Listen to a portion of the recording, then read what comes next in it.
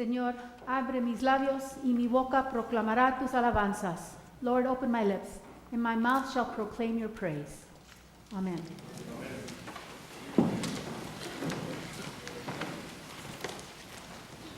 Today marks the beginning of the season of Epiphany, the season of manifestation of light from darkness. And, of course, the arrival of the three wise men from the east. We don't know too much about these guys, but we know that they brought these gifts. And so from the number of gifts, we assume that there were three, but there might have been more. One thing that is common thread through all of the stories and traditions that we know of this is that they were always referred to as men. So, of course, if they had been women, they would have probably gotten there with asking directions sooner. They would have brought practical gifts. They would have cleaned the stable and made a casserole. So, lots of times in Christmas pageants, there are the wonderful children who are participants, and we had ours at 4 o'clock on Christmas Eve, and it was amazing. It was really great. I usually get upstaged by the kids when we do the sermon time, because it's very interactive, and I always call them forward, and so we kind of have a little conversation up there. Inevitably, I get upstaged. This time I didn't, but this one pageant had the three kids bringing up the gifts to Mary and Joseph up at the altar, and so the first boy came up and he handed over his present and he said gold. And then the second child came up and he handed over his gift and he said myrrh. And so the third boy came up and he said, and Frank sent this.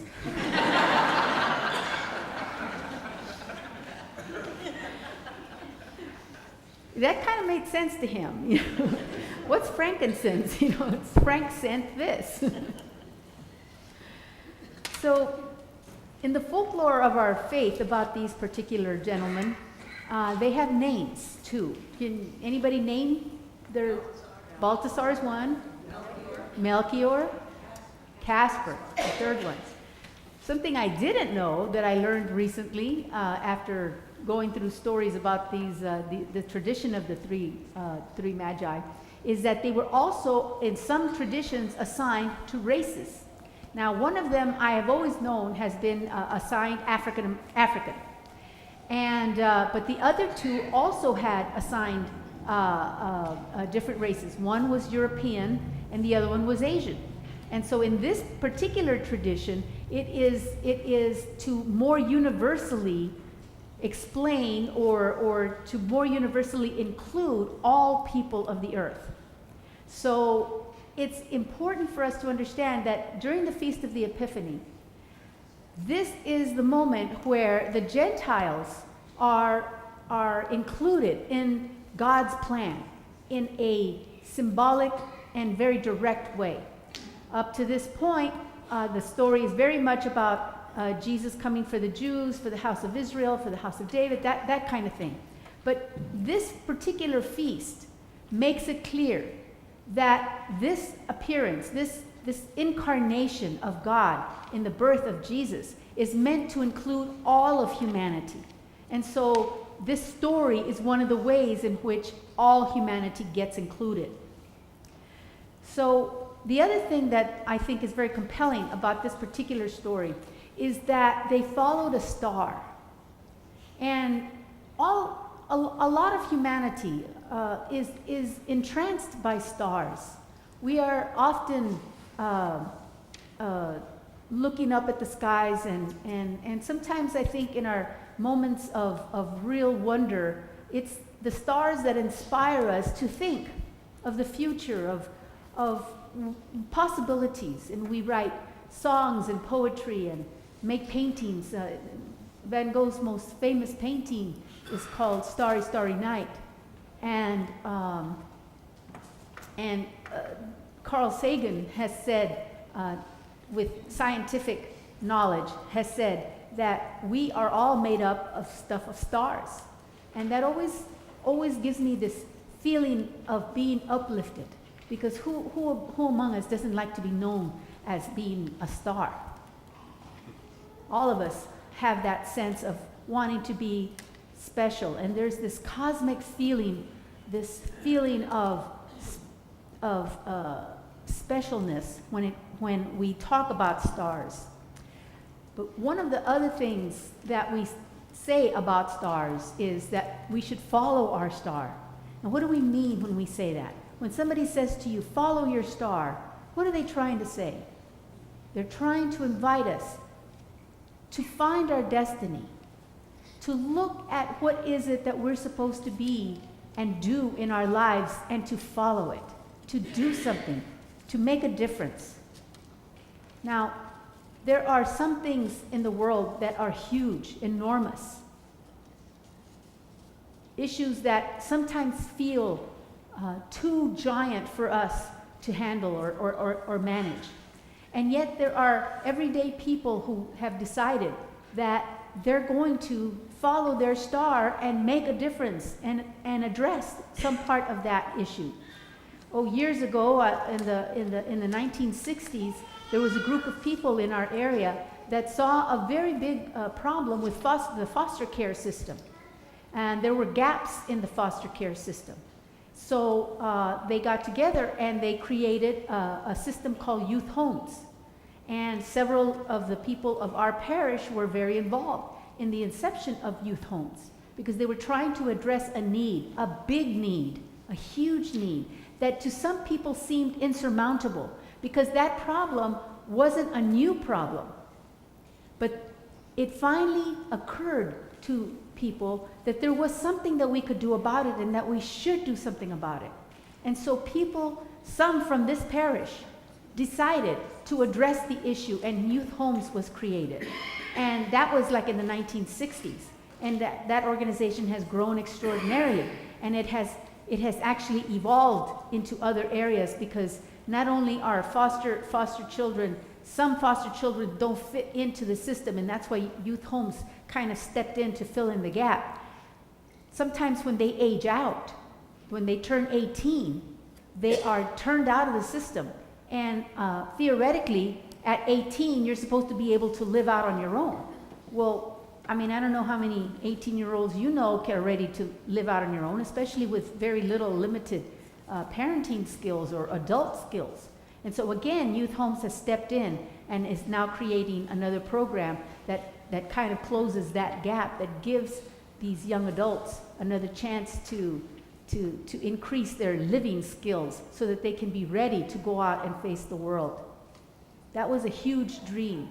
Somebody followed their star. Somebody decided that they needed to make a difference, and they took action.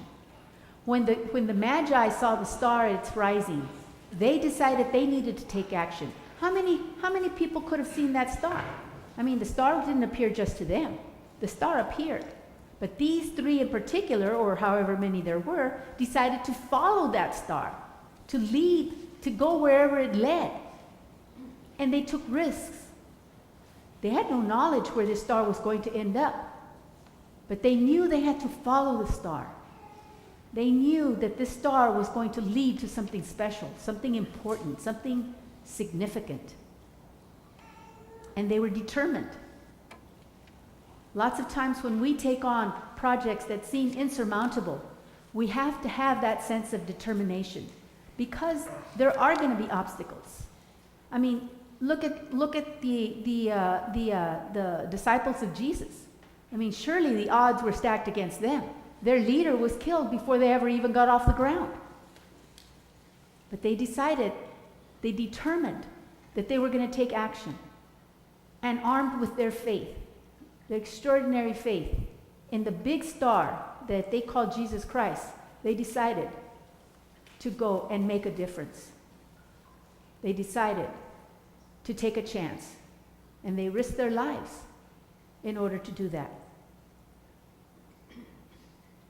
Sometimes we see things that seem really big and insurmountable, and yet what we're called upon to do is what we can do. But we have to decide that we can do it. We have to decide that we're going to follow that star. Now, one of the things that we have to be careful about is when we become passionate or driven by a need to fulfill something. We have to make sure that it is from God. Because haven't we also seen very determined, kind of crazy people? I mean, people have been followed into some pretty bad stuff as well. So how do we know that what we are feeling determined about is something that God is really asking us to do? Well, there's ways of figuring that out. How do you discern what God is calling you to? Well, is it loving? Is it kind? Is it for the benefit of someone else? And is it in line with the traditions and faith that you were raised in? Does it follow the disciplines of Jesus Christ in our particular case? Whatever faith tradition you're in, be it Buddhist or Jewish or Hindu, if it follows your faith traditions, if it's for the good of others, is it unselfish? Then it's consistent with what God would want for you.